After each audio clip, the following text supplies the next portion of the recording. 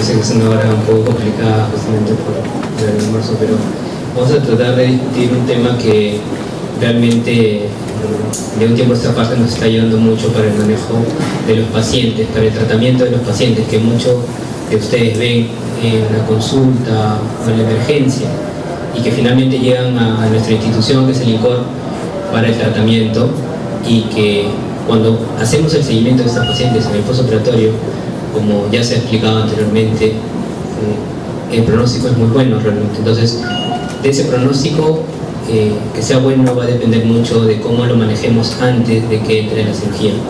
Y de eso estamos hablando no solamente del postoperatorio, que es el tema de ahora, sino también de la evaluación previa. Como ven, el tema es un poco largo, entonces vamos a tratar de resumirlo en algunas cardiopatías más importantes. En general, el manejo de un paciente cardiópata es bastante complicado. Nosotros nos enfrentamos, cuando vemos un paciente con cardiopatía, a un niño que tiene no solamente la cardiopatía, sino también un problema de fondo, de tipo de desnutrición crónica, severa muchas veces, o un paciente que ha tenido probablemente un tiempo de espera largo hasta que llega al consultorio de cardiología pediátrica y que ha tenido lesiones ya residuales a nivel cerebral, probablemente por hipoxias severas, etc. Entonces, cuando nosotros vemos un paciente, sabemos de inicio que tenemos que darle un tipo de tratamiento diferente, y un tipo de tratamiento en el que amerita no solamente la evaluación por cardiología, sino también por varias especialidades. Estamos hablando de nutrición, neurología, o algunas veces genética también, ¿no? Porque el hecho de que tengamos un problema genético de fondo cambia también mucho lo que le vamos a indicar a ese paciente como tratamiento. Vamos a ver que hay 3 pilares en la evaluación de un paciente postoperado de una cardiopatía. Estos pilares están en relación a cómo va a ir ese paciente, y dentro de eso es básico tener los objetivos claros, ¿no? La idea clara de un paciente postoperado es que nosotros tratemos de estabilizarlo lo más que se pueda en el postoperatorio, porque en el acto quirúrgico el paciente ha estado sometido a un estrés importante. Hablamos muchas veces de horas prolongadas de circulación extracorpórea, en las cuales el paciente va a tener que estar con mucho estrés, liberando procesos inflamatorios que van a condicionar finalmente en el postquirúrgico. Y como vemos ahí, esos objetivos los vamos a tratar de lograr con el manejo postquirúrgico, ¿no? Y dentro de eso, nosotros vemos que aquí, en el manejo, como hablaba, con lo que respecta al manejo óptimo, nosotros tenemos que tener muy claro que debemos conocer la historia clínica del paciente que vamos a tratar. O sea, eso es algo básico para cualquier médico que se va a enfrentar a este tipo de patologías en el postoperatorio. Y dentro de esos, tenemos también que ser conscientes del tipo de operación que le han hecho. Porque una vez que el paciente entra a la unidad de cuidados intensivos, nosotros tenemos que estar en contacto directo con el cirujano, con el anestesiólogo y con todos los que han intervenido en la cirugía, justamente para que nos expliquen exactamente qué se ha realizado en ello. Y a partir de eso, empezar a encontrar los probables problemas que podamos tener en el postquirúrgico. Y una vez que ya tenemos al paciente en la UCI, en evaluaciones, y la parte laboratorial no nos ayuda con respecto a un pronóstico adecuado como debería ser en todos los pacientes postoperados, tenemos que empezar a sospechar de algunos problemas, ¿no? Como que el diagnóstico probablemente no haya sido el más óptimo. A veces hemos tenido, lamentablemente, me ha tocado en algunas oportunidades ver que algún paciente entró a operarse y cuando sale de la cirugía el resultado no es muy bueno, y resulta que aparte de la cirugía en la que se intervino, existe otra que no se pudo detectar a tiempo, ¿no? Y eso es algo bastante malo en un paciente postquirúrgico, ¿no? Retroceder en el tiempo de un paciente postoperado, yo realmente no lo sugiero. Y es por eso que ahora es mucho nuestro hincapié en una evaluación previa en consultorio externo o en la UCI o en intermedios, para que el paciente entre a sala de operaciones. Y cuando nosotros tenemos que entrar a sala de operaciones, vamos a ver que la discusión a veces puede ser con 5, 6, hasta 10 médicos, incluidos los anestesiólogos, los intensivistas, los cardiólogos pediatras, etc. Entonces es algo que tenemos que tomar bastante en cuenta. No solamente decir, bueno, lo voy a tratar en el postquirúrgico y voy a ver cómo va. Eso creo que es un error que ya tenemos que empezar a evitar, ¿no? Entonces, en el monitoreo de estos pacientes postquirúrgicos, postoperatorios, como todo lo que nos han enseñado en medicina, la evaluación clínica es fundamental, ¿no? O sea, tenemos mucha tecnología, tenemos mucha evaluación de invasiva, no invasiva, etcétera, pero el paciente, ese sí nunca lo debemos dejar de tener en cuenta. Cómo llega a la unidad postquirúrgica, cómo está en relación a las evaluaciones iniciales, el estado general, ¿no? La piel, la ventilación, etcétera. Todo lo que nos comenta que ocurrió en sala de operaciones, sobre todo el anestesiólogo, que es el que monitorea toda esta parte, es importantísimo y es lo básico. Dentro de esto tenemos ya la evaluación con un monitoreo no invasivo, ¿no? Estos monitoreos no invasivos nos van a ayudar a tener una idea ya un poquito más general y completa acerca de lo que vamos a tener que manejar. Tenemos que ver, según como ya sabemos la evaluación pediátrica, si estos valores están en índices aceptables o no. Y dentro de ellas, algo que sí me gustaría tener hincapié es en esto que está teniendo un poco más de boga desde hace un tiempo atrás, sobre todo con nosotros en el INCOR, que es el NIRS, ¿no? Que es la oximetría cerebral.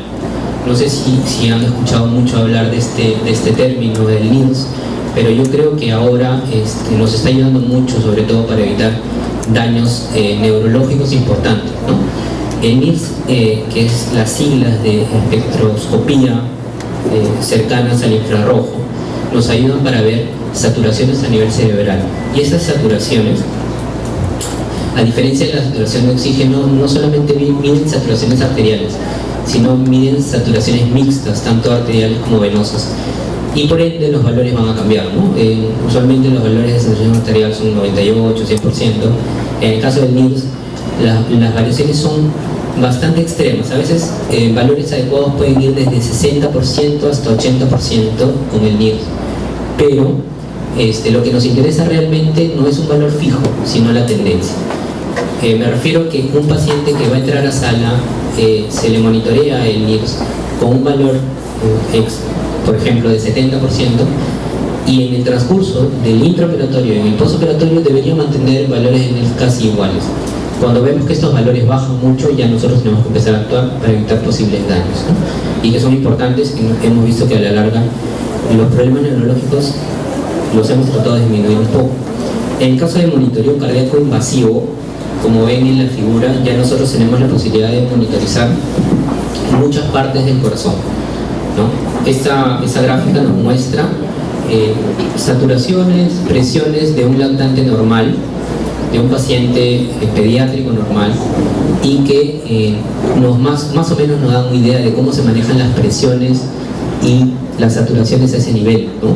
Por ejemplo, lo que tenemos en este punto con respecto a la vena cava superior y a la vena cava inferior son saturaciones aproximadamente entre 70 y 75%, que al final, cuando conversemos un poco acerca de cómo es ese manejo, vamos a ver que la saturación venosa mixta, por ejemplo, interviene mucho en la valoración de ese gasto cardíaco, ¿no? Vemos también que tenemos la posibilidad de evaluar a nivel de la aurícula derecha, a nivel de la arteria pulmonar, con catéteres, por ejemplo, como el Swan-Ganz, que nos permiten evaluar las presiones pulmonares en pacientes específicos que vamos a discutir de acá a un tiempo, y también catéteres o líneas a nivel del atrio izquierdo y de la circulación sistémica. Entonces, toda esta posibilidad que nos da ahora la tecnología nos ayuda mucho para el seguimiento de esos pacientes que han sido operados y que necesitamos tratar de optimizar en su tratamiento. Ahora, no voy a poder hablar de cardiopatías congénitas y del postquirúrgico de las cardiopatías congénitas si es que antes no toco algunos temas a los que nos vamos a enfrentar cuando veamos un paciente con una cardiopatía congénita postoperatoria. Y creo que de ellos uno de los más frecuentes que me ha tocado ver es el síndrome de bajo gasto cardíaco, ¿no? Y este síndrome de bajo gasto cardíaco se refiere a la incapacidad que tiene nuestra bomba cardíaca de expulsar una cantidad suficiente a todo el organismo para que pueda satisfacer las necesidades de oxígeno y remover los metabolitos tóxicos de esto, ¿no? Entonces nosotros tenemos muchas formas de evaluar el gasto cardíaco. Básicamente los cardiólogos lo hacemos por ecocardiografía en la UCI. Hay otras formas también, pero yo me voy a dirigir más a esa parte, que es lo que yo hago. Y vamos a ver que para poder hacer el diagnóstico de un síndrome bajo gasto cardíaco tenemos criterios. Y Y de estos criterios intervienen mucho la parte clínica, como les mencioné, y la parte del monitoreo, tanto no invasivo como invasivo. Y dentro de la parte clínica, obviamente, tenemos pacientes que están con pulsos bajos, frialdad distal, taquicardias que aparentemente no se deben a otro tipo de causas, presiones arteriales medias en niños menores de 60 y en neonatos menores de 45, así como presencia de acidosis metabólicas, bajos flujos urinarios, ¿no? Flujos urinarios menores de 1 cc por kilo hora, o como les mencionaba, la saturación venosa central menores del 70%, que también la podemos cuantificar de manera exacta a través de estas medidas invasivas, y un índice cardíaco que está en relación a valores menores de 2 litros por minuto por metro cuadrado.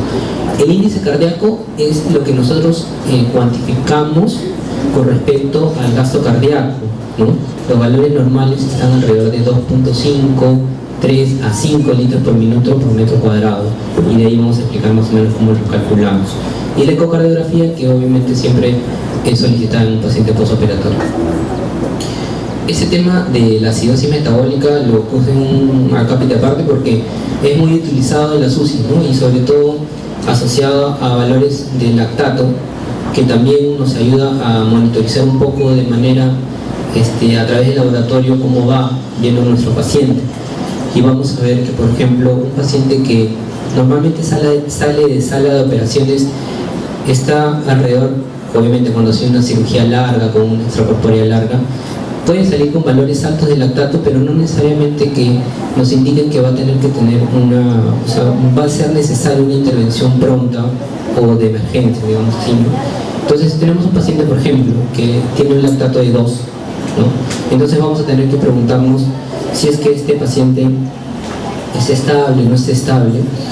Cuando los valores son bajos, obviamente nos vamos a poner un poco más tranquilos, lo vamos a poder repetir en 4 a 6 horas, no tan pronto, pero si estos valores no son adecuados, va a ser necesario que sí, ¿no? Que nosotros veamos cuáles son los parámetros que necesita.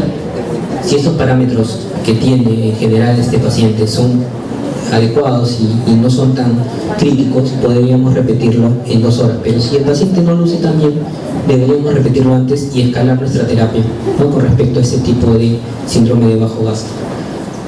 Luego, cuando este lactato ya se ha reevaluado y vemos que está en disminución, podemos continuar esta terapia establecida y no preocuparnos tanto, pero si este lactato sigue aumentando, ya empezamos a evaluar.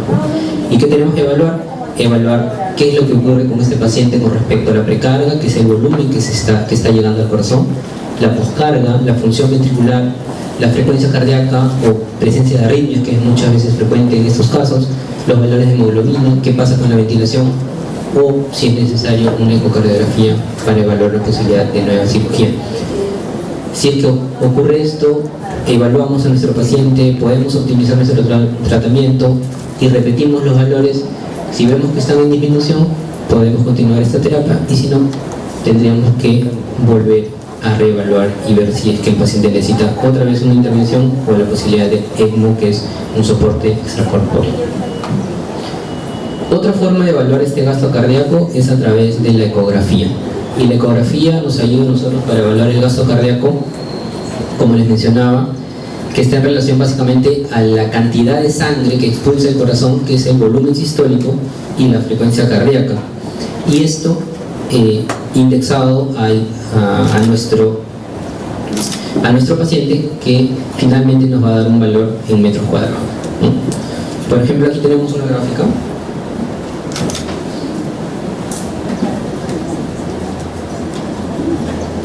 La cantidad de sangre que es expulsada por el corazón, obviamente este es un paciente que no está operado, para que pueda ser un poco más clara la salida, la eyección, ¿no? Entonces nosotros nos basamos en el cálculo del gasto cardíaco básicamente en cómo esta bomba cardíaca expulsa la sangre a través de la aorta, y para poder nosotros hacer el cálculo tenemos que medir estas velocidades que existen aquí en este Doppler, que nosotros lo conocemos como integral velocidad-tiempo. Una vez que se mide, se calculan también los diámetros que existen en esta vía de salida, que es la aorta, y nos da un valor. ese valor nos sale en litros por minuto y al indexarlo por la superficie corporal podemos calcular ya el gasto. Como les mencionaba, ese valor debe ser más de 2 siempre. Si es un valor menor de 2, estamos ante un paciente que está probablemente con un síndrome de bajo gasto, pero la causa todavía tendríamos que identificarla. A veces es por problema de bomba, o sea, no contrae bien, no hay una falla de contractibilidad sobre la que tenemos que actuar. Por eso es que se han mencionado ya los inotrópicos, se han mencionado algunas drogas que podemos usar y que básicamente nos van a ayudar para tratar este tipo de problemas. Entonces, cuando nosotros tenemos este estado, vamos a ver que, como les mencionaba, hay algunos criterios que nos van a ayudar a hacer el diagnóstico e inmediatamente tenemos que buscar las causas. Cuando encontramos estas causas, que pueden ser múltiples realmente y que nos lo va a ir diciendo en la medida que vayamos evaluando a nuestro paciente, tenemos que actuar. Y al actuar vamos a actuar, como les mencionaba, sobre la precarga, es decir, sobre el volumen que necesita el paciente, que muchas veces el paciente, por diferentes motivos, tiene una disminución de esta precarga que lleva a un síndrome de bajo gasto.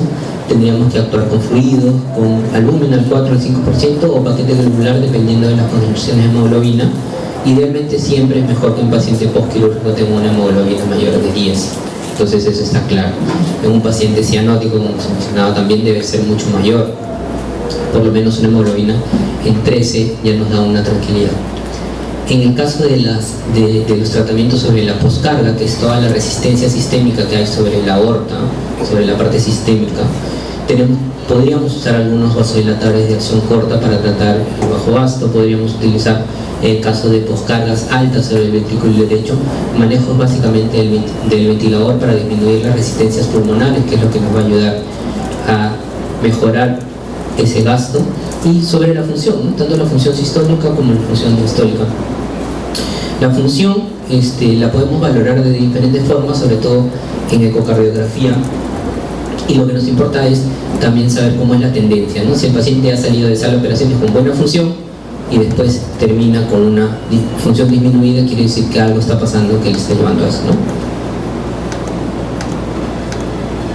¿no? Una vez que ya tratamos de hacer este manejo, obviamente tenemos que minimizar los efectos de este bajo gasto, utilizar todo lo que podamos en nuestras posibilidades, y si no se puede, tratar de hablar y ver la posibilidad, si es que necesita alguna de todas estas opciones, ¿no? Que es una reapertura external. A veces cuando el paciente sale de cirugía en la UCI, tiene el problema de evolutivamente cursar con un síndrome de bajo gasto por la inflamación, ¿no? Los tiempos largos de extracorpóreas cursan a veces con edema a nivel del miocardio, y ese edema a nivel miocardio a veces amerita que el paciente tenga una reapertura external si es que ha salido con el tórax cerrado, ¿no? Por ejemplo, en los pacientes posoperados de transposición, la mayoría de ellos salen con el tórax abierto y se hace el cierre después de unos días.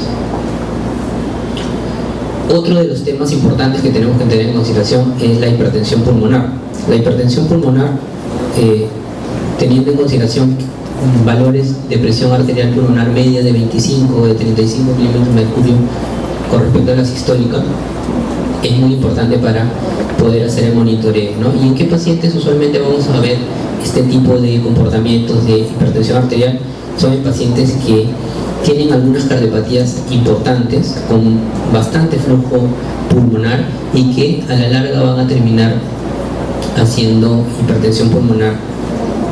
Para evitar en parte esto, tratamos de que el paciente sea operado lo más pronto posible cuando son defectos muy grandes. En caso de una comunicación interventricular amplia, un canal AB, un truncus, obviamente, el paciente con un truncus es lo ideal que se opere antes de los 3 meses de vida. El canal AB completo, asociado al síndrome de Down, tiene mucha probabilidad de ser hipertensión pulmonar, y básicamente está en relación a cómo es la vía aérea del paciente con síndrome de Down, ¿no? O sea, es diferente un paciente que tiene una cardiopatía acianótica con un cortocircuito amplio, que no es síndrome de Down, versus un paciente con síndrome de Down. Usualmente el paciente con síndrome de Down puede ya hacer hipertensión pulmonar severa mucho o un poco antes de cumplir el año de edad, ¿no? Cosa que no es habitual en un paciente que no tiene síndrome de Down. vamos a ver que la hipertensión pulmonar tiene un círculo vicioso, y eso es lo malo. O sea, una vez que ya empieza el problema de la hipertensión, tenemos que cortarlo, porque si no se corta, este círculo vicioso va y va y va y no hay cuándo acabar, ¿no? Y eso empieza con problemas tipo acidosis metabólica que aumentan las resistencias pulmonares que ya están incrementadas de por sí. Hay una disminución del gasto sistémico, la hipoxemia genera más acidosis y esto se vuelve un círculo que realmente tenemos que tratar de cortar. Los ventrículos tienen una interdependencia, es decir, cuando falla uno, también falla el otro. Cuando hay una hipertensión pulmonar severa, el ventrículo derecho se va a comportar con una mayor presión a este nivel, haciendo que el septum se haga un poco más hacia el lado izquierdo, y esa disminución en la diástole del lado izquierdo va a generar una disminución de la precarga y por ende una disminución del flujo a nivel del gasto sistémico, que también nos va a llevar a un síndrome de bajo gasto también. Entonces, un paciente que tiene desaturación y clínica de bajo gasto, y que nosotros sabemos que tiene mucha probabilidad de ser hipertensión pulmonar, lo que probablemente está haciendo es una crisis de hipertensión pulmonar. ¿Y cómo manejamos esas crisis de hipertensión pulmonar? Es a través de diferentes medios, sobre todo tratando de controlar este tipo de acidosis y tratando de mantener sedado al paciente. Nosotros podemos medir la presión pulmonar por ecografía también, a través de la insuficiencia tricuspidia. O sea, la presión pulmonar, cuando es por imágenes, no la podemos calcular de manera directa, como por ejemplo en el cateterismo. El cateterismo, o con un catéter venoso a nivel de la arteria pulmonar, uno puede ingresar y medir la presión y saber exactamente cómo está la presión, pero lastimosamente el mantener este tipo de catéteres dentro de la arteria pulmonar a veces es un poco complicado porque tiene mucho riesgo en general, ¿no? Entonces, salvo que el paciente lo amerite y sea una patología muy compleja, lo hacemos. Cuando lo podemos monitorizar por ecocardiografía es lo más ideal. Entonces, una forma de monitorizarla es justamente con la insuficiencia de la tricúspide. O sea, no lo hacemos directamente, sino lo hacemos indirectamente a través de la velocidad de la insuficiencia tricuspide. Pero nosotros calculamos la presión sistólica, no la presión media. Y la presión sistólica, nosotros hablamos de HTP severo cuando son mayores de 60. ¿Y cómo hacemos ese cálculo? Ese cálculo lo hacemos con, como les decía, valores de la insuficiencia que tenemos aquí. Esta tricúspide, que es un ventrículo derecho hipertrófico, nos va a dar un cálculo de unas velocidades, y estas velocidades nos van a traducir una presión. Cuando nosotros sumamos la presión de esta velocidad sobre la presión de la aurícula derecha, calculándolo con el colapso de las venas cavas inferiores, de la vena cava inferior, podemos ver o podemos hallar el cálculo que les mencionaba con respecto a la presión sistólica. Y miren, por ejemplo, en la imagen, en un eje corto, qué diferente se ve un ventrículo hipertenso, realmente hipertenso, con respecto a la diástole del ventrículo izquierdo, ¿no? Es un ventrículo izquierdo bombado que va a permitir un llenado diastólico muy malo, y sobre eso nosotros tenemos que actuar. Entonces, como les mencionaba, el manejo de la hipertensión pulmonar es a través de la sedación. Si se puede, o si el paciente no colabora o no es suficiente con la sedación, tendríamos que hacer un bloqueo neuromuscular para tratar de estabilizar esa parte lo más que se pueda. Inducir a la alcalosis, o sea, es decir, evitar la acidosis metabólica, porque como les mencioné, la acidosis metabólica es un desencadenante de todo este círculo vicioso de la hipertensión pulmonar, y aumentar los valores de oxígeno, ¿no? Es importante tratar aquí sí de mantener valores de oxígeno altos para que las resistencias pulmonares puedan caer. Evitar los estímulos que gatillen estas crisis, como por ejemplo las aspiraciones constantes, tratar de mantener al paciente lo más sedado posible. Y algunas drogas, el tema con el óxido nítrico, por ejemplo, es que nosotros no tenemos óxido nítrico aquí en el país, ¿no? O sea, es sabido que lo han utilizado en algunas instituciones, pero no tenemos la aprobación. Por ejemplo, en el INCOR no manejamos óxido nítrico, no hay la posibilidad de hacerlo. Hasta hace un tiempo estuvimos utilizando Hilopros para el manejo de las hipertensiones pulmonares, pero ya no. Llegó una carta hace un mes más o menos diciendo que el Hilopros no tiene suficientes estudios en niños, así que no podemos utilizar Hilopros. Y realmente nos cortaron mucho, porque en pacientes que teníamos que sí ameritaban tener una prevención con respecto al manejo del HTP, nos limitó, porque sabíamos que había pacientes a veces con canal auriculoventricular de un año o más que necesitaban un manejo para hipertensión pulmonar postquirúrgica, y lastimosamente ya no lo tenemos. Lo que se está tratando de hacer es ahora usar en la medida de lo posible sildenafilo cuando se puede, porque no siempre el sildenafilo lo tenemos vía oral. Entonces, cuando el paciente ya está más estable, se puede manejar con sildenafilo igual, pero acordarnos que el sildenafilo, por ejemplo, es una droga que no solamente baja la presión pulmonar, sino baja la sistémica. Entonces un paciente hipotenso obviamente no va a poder usar sildenafilo, o vamos a tener muchos problemas para manejarlo, ¿no? El Lilopros no era tanto el problema, porque el Lilopros lo dábamos de manera nebulizada, o sea, se nebulizaba el paciente con Lilopros y era es algo más localizado con respecto al tratamiento de esta hipertensión pulmonar, ¿no?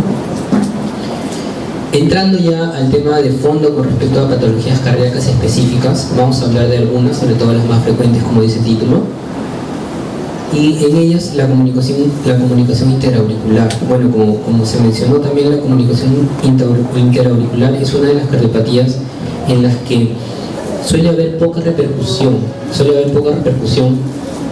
salvo en pacientes que sean mucho mayores o que tengan una comunicación interauricular bastante amplia, ¿no? Entonces, como el tema de la comunicación auricular no suele dar tanta repercusión, en el postquirúrgico también suele ser más tranquilo, ¿no? Un paciente postoperado de comunicación interauricular muchas veces puede salir extubado de sala de operaciones, y el tiempo de mantenimiento en la UCI también puede ser corto. Lo importante es el manejo de fluidos. Esta escala con respecto a los balances, por ejemplo, el uso del 50% solamente del requerimiento al ingreso, el 75% el primer día y el 100% al segundo día, lo solemos usar en la mayoría de cardiopatías, ya sean CIB, canales, en el postquirúrgico, independientemente o probablemente solamente en los casos en los que los pacientes estén estables, ¿no? Obviamente cuando el paciente se inestabiliza y va a tener una estancia más prolongada, sí va a tener que regularse los fluidos de otra forma. Los inotrópicos, en el caso de la CIA, son poco requeridos, no es muy frecuente usar inotrópicos en estos tipos de cirugías. En la institución usualmente salen sin hilos de marcapaso, no se quedan con hilos de marcapaso como en el caso de otras patologías. Y lo que sí se debe evaluar adecuadamente son los drenajes, ¿no? En el paciente, por ejemplo, postoperado de una CIA de un niño mayor, uno tiene que tratar de controlar bien los drenajes y también el dolor, porque el dolor es algo que incomoda mucho al paciente, y como es un paciente que está mucho más alerta, más consciente, tenemos que tratar de manejar bastante el dolor con respecto a esto. Y esto me pareció interesante también porque es muy frecuente. O sea, he visto muchos pacientes con síndrome de post-pericardiotomía en el postoperatorio de CIA, es decir, un paciente que está estable, está tranquilo, y después de unos días suele ocurrir dentro de los primeros días, pero puede pasar hasta el mes de postquirúrgico. Empieza a hacer derrames pericárdicos, ¿no? Entonces hay que tratar de mantener en observación a ese paciente, porque hay una probabilidad de que el paciente tenga un derrame pericárdico, y de una cirugía que aparentemente ha sido tranquila y manejable, pasamos a un evento realmente bastante peligroso cuando el paciente ya esté de alta, esté en casa, y ocurre un taponamiento cardíaco, ¿no? El paciente obviamente va a estar en emergencia, probablemente chocado, y eso hay que tener cuidado en el paciente, sobre todo que se va de alta. Pensar en este síndrome en los pacientes posoperados, ¿no? Y los pacientes que van con buena evolución usualmente van al alta al tercer día. En la CIB, o la comunicación interventricular, obviamente la extubación va a ser dependiendo del estado hemodinámico que encontremos postquirúrgico, lo que se trata de hacer en la actualidad es la corrección completa, independientemente del peso del paciente, porque antes me acuerdo, ya hace unos años, que el cirujano me decía, bueno, ¿cuánto pesa tu paciente? Me decía, pesa 5 kilos o menos, le hago bando, y si pesa 5 kilos o más, lo corrijo. Ya no. Entonces, cuando ustedes escuchen a algún cirujano decir eso, díganle, bueno, yo creo que no es lo correcto, si es que lo pueden corregir completamente, porque la idea justamente es de que el paciente tenga el menor trauma posible, ¿no? Un paciente que se hace un banding, muchas veces me ha pasado que el paciente cree que ya se operó, a veces cuando no hay esa buena comunicación, y regresa después de 10 años pareciendo un falot, porque tiene una CIB, una hipertrofia ventricular derecha severa y un banding ahí ajustado que el paciente creía que ya estaba operado. Entonces, lo que se está haciendo en la actualidad es tratar de corregir completamente el defecto, independientemente del peso. Entonces, ¿qué va a demarcar que se corrija? Es si el paciente tiene clínica. Si el paciente tiene clínica de insuficiencia cardíaca importante, necesita tratarse la CIB. Pero eso debe ser bien estudiado, bien valorado, porque también hemos visto pacientes que tienen otras comorbilidades, como por ejemplo displasias broncopulmonares, o infecciones a repetición, o problemas genéticos, y vienen pensando que lo que les va a salvar es cerrar la CIB, cuando a veces o muchas veces puede no necesariamente ser así. O sea, la CIB puede estar, pero nosotros tenemos que calcular bien que esa CIB tenga una repercusión. Con respecto a lo que podría pasar, como les mencionaba, el síndrome de bajo gasto cardíaco es un tema importante, por ejemplo para nosotros en los postquirúrgicos de CIB. Usualmente está en relación a los tiempos también de extracorpórea, los usos de algunas drogas en sala de operaciones. Vemos mucha disfunción ventricular izquierda. Para ello se trata de utilizar tratamientos con soporte inotrópico, ya sea dopamina, dobutamina, adrenalina, y en los casos en donde no hay una buena respuesta con este tipo de drogas, levosimendan, ¿no? Y el levosimendan es una droga que se ha ido utilizando cada vez más en nuestro medio. En otros países prefieren el uso de otro tipo de drogas como los inodilatadores, como el milrinone, pero que nosotros no tenemos, pero que al final nos va a ayudar también para manejar no solamente la función, sino la parte de la vasodilatación sistémica. Ahora, si nosotros nos encontramos con un bajo gasto y un aumento de las resistencias, o sea, pacientes que hacen resistencias altas, tipo presiones altas que no son adecuadamente controladas, podemos usar algunos vasodilatadores sistémicos como nitroglicerina, nitroprusiato o milrinol. En los casos de crisis de hipertensión pulmonar está ya estudiado también el uso de óxido nítrico y Lopros, como les había mencionado, pero también pueden usarse algunas drogas sistémicas vasodilatadoras como la nitroglicerina o el nitroprusiato.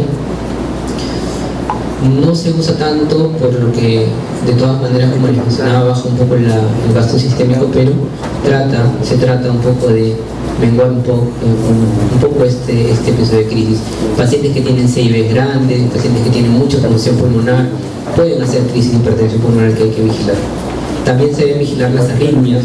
En caso de las más frecuentes para la comunicación interventricular son arritmias tipo taquicardia supraventricular, o el JET, que es la taquicardia ectópica de la unión, que es una arritmia frecuente. Son taquicardias importantes que van a hacer descompensar al paciente, van a llevarlo a un bajo gasto, van a llevarlo a una mala perfusión.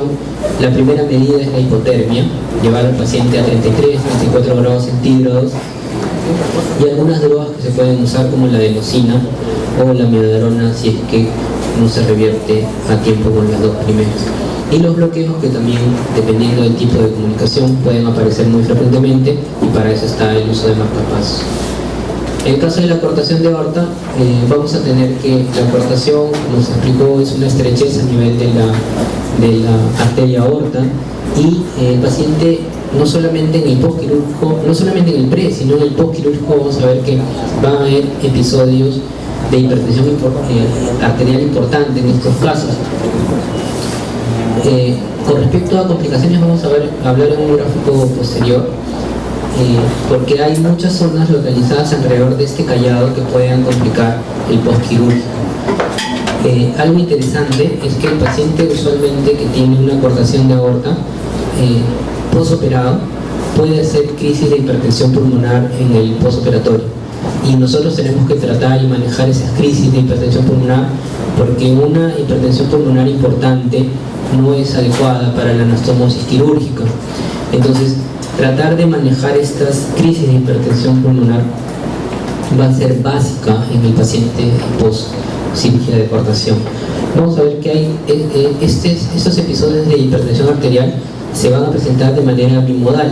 O sea, al inicio va a existir un estímulo de descargas noradrenérgicas a nivel de la zona de la coartación que van a hacer que haya una HTA importante reactiva y que podría aumentar al segundo o al tercer día por presencia de liberación de renina.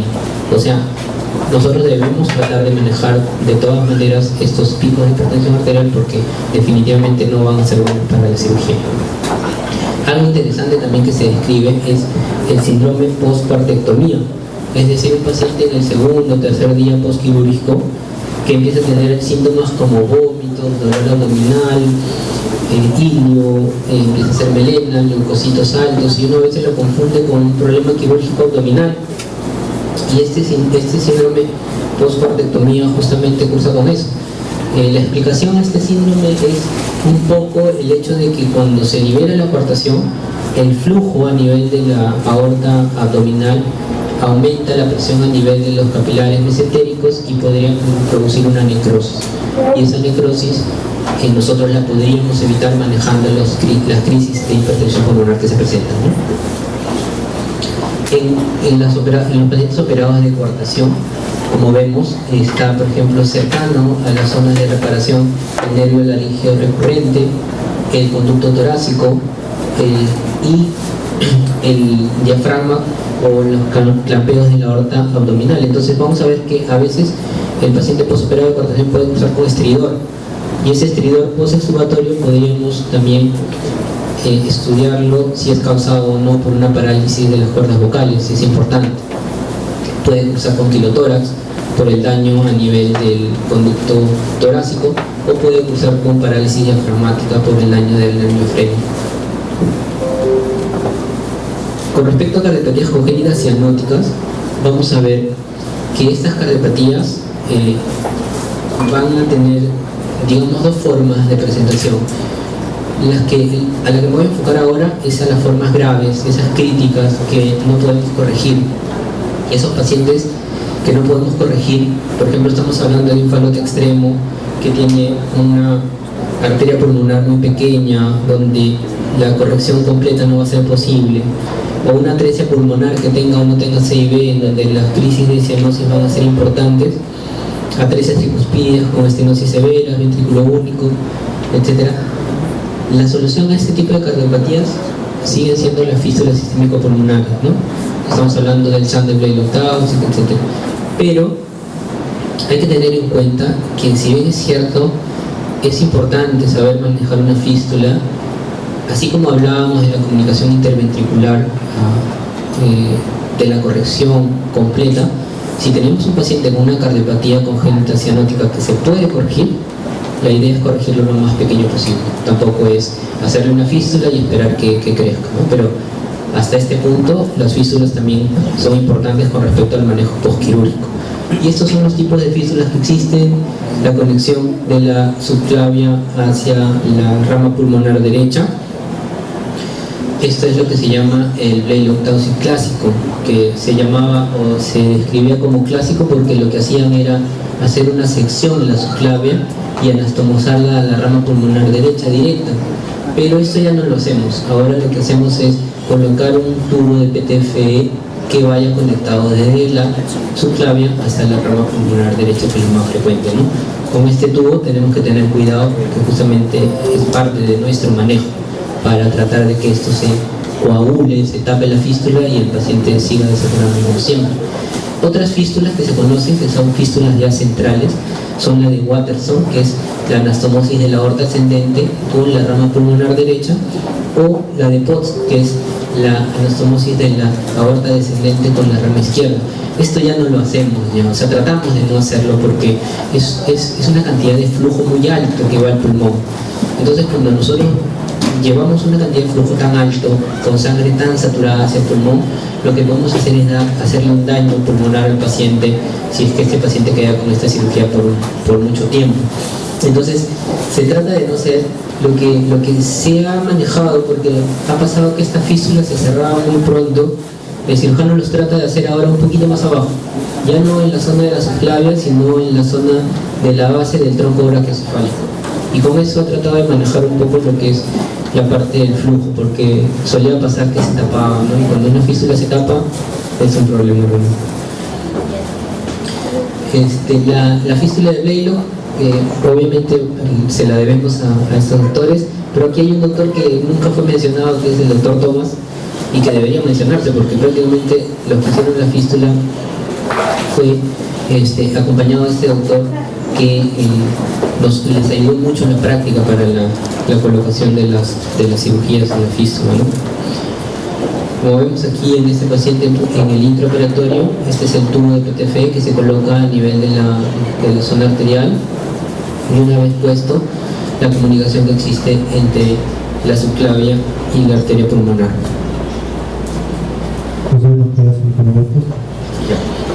El manejo de la anticoagulación es importante, lo hacemos básicamente con heparina y posteriormente con aspirina. Tenemos que manejar también los bloqueos de las fístulas y la sobrecirculación, porque así como se puede tapar, la fístula puede dar mucho flujo, y cuando da mucho flujo también es un problema. Vamos a iniciar anticoagulación con heparina siempre y cuando no haya sangrado y los drenajes estén con una cantidad de sangrado bajo, ¿no? Menores de 3 cc por kilo hora. La optimización del TTPA con respecto a la heparina va a ser entre 40 y 60. Podemos hacer la preparación con una infusión de 1000 unidades por kilo y 50 cc de cloruro, y nos va a dar una infusión de a 1 cc por hora de esto a 20 unidades por kilo hora, que es más o menos lo que vamos a utilizar al inicio. Después tenemos que controlar perfil de coagulación antes del inicio de la heparina y después cada 4 a 6 horas. Vamos a ver que la titulación de la heparina va a ser importante. Nuestro objetivo va a ser valores entre 60 y 90 segundos de heparina, y si es que están bajas, dar dosis de carga, o si están muy altas, disminuirlos, ¿no? Como les mencioné, este es un esquema, es un cuadro con respecto al uso de la heparina. Tenemos aquí valores que son óptimos y que van a permitir un control un poco más ampliado, pero cuando tengamos valores subóptimos tenemos que hacer cambios de también dosis iniciales y índices de cambio con respecto al tratamiento. Por ejemplo, subir la infusión o bajar la infusión en 10 o 15%. Siempre con control de TTPA. La aspirina, que también es el paciente debe llevar aspirina en un Blalock, la tenemos que iniciar con algunos criterios: cuando el tórax está cerrado, cuando hay por ejemplo, el paciente no tiene unos riesgos importantes de sangrado, y también cuando de preferencia las líneas ya han sido retiradas, ¿no? Lo iniciamos con 3 a 5 miligramos por kilo día, máxima dosis 75 miligramos por día. En el caso de las obstrucciones del Blalock, lo que importa en este caso es tratar de hacer un manejo primero médico, si es que se puede, y si no se puede, tratar de recurrir a cirugía. Si es que el paciente tiene mucha desaturación, también tenemos que no solamente enfocarnos en la fístula, sino también enfocarnos en todo lo que está pasando, ¿no?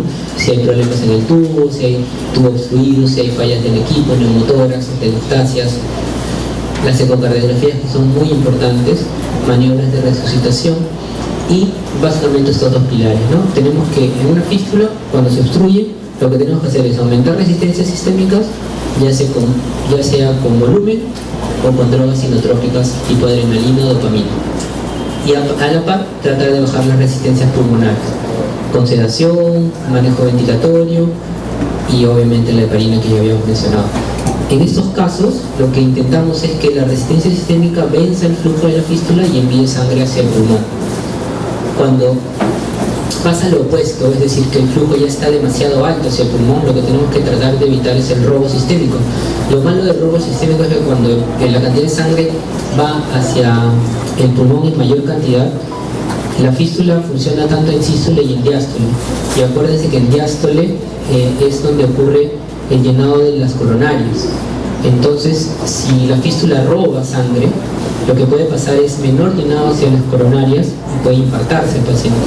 Entonces, en una fístula grande, una fístula que tiene un diámetro grande o que está muy próxima a una fístula central, tenemos que monitorizar mucho la probabilidad de que el paciente haga una isquemia, haga un infarto.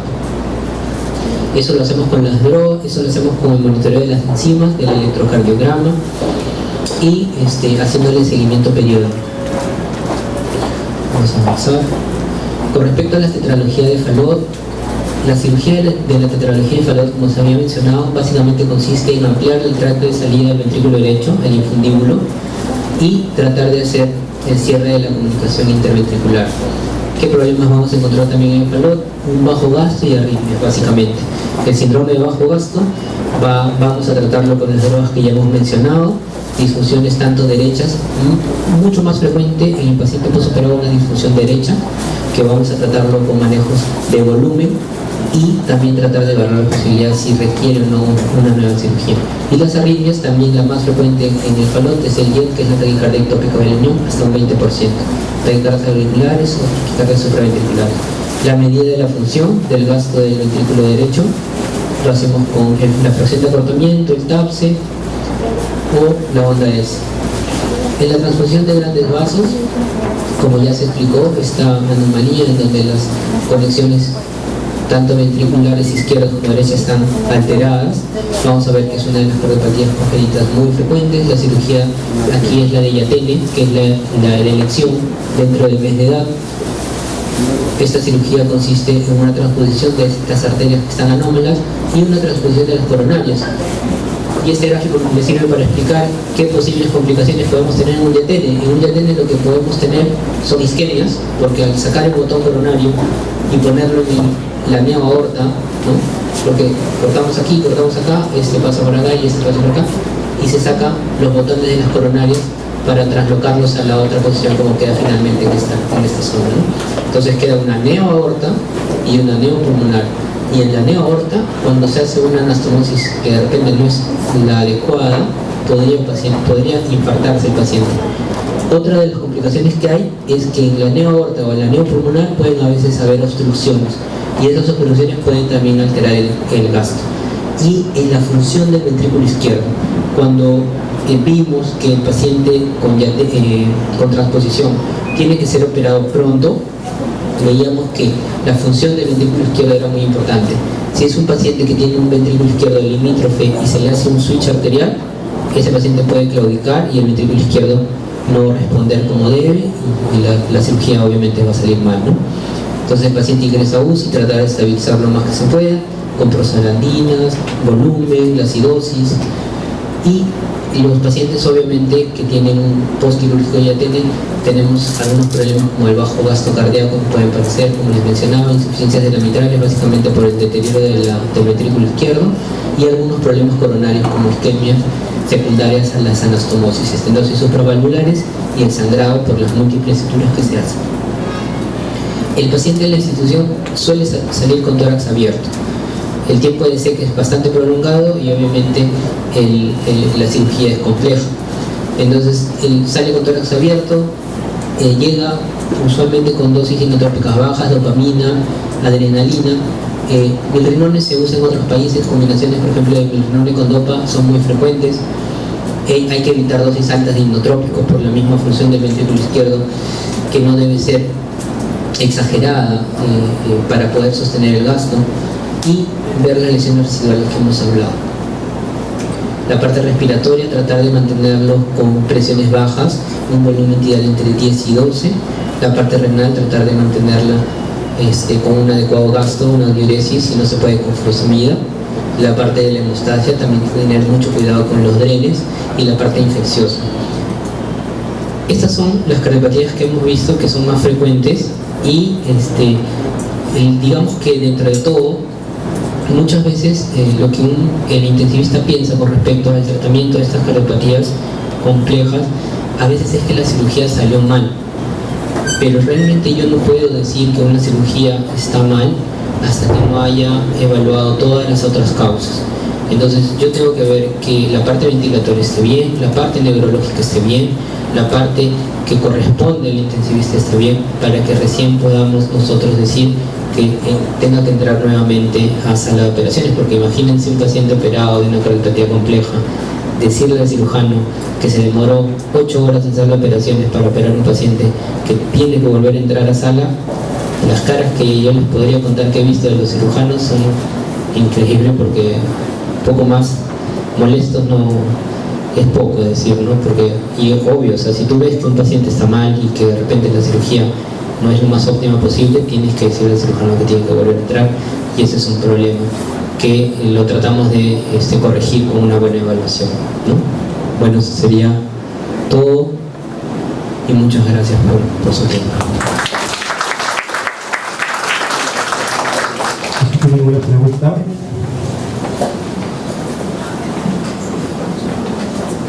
Bueno, agradecemos al doctor José Cornejo por su exposición. Muchas gracias, José. La siguiente ponencia es... va a haber un pequeño break, ¿no?